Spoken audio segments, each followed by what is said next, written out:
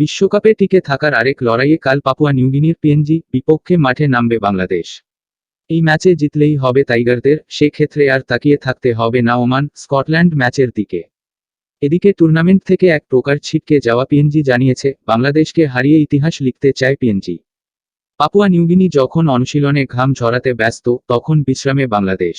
প্রতিপক্ষকে একদমই ছাড় নয়, এই বার্তাই হতো দিতে চাইছিল পিএনজি। যদিও আনুষ্ঠানিক সংবাদ সম্মেলন করেছে দুদলই।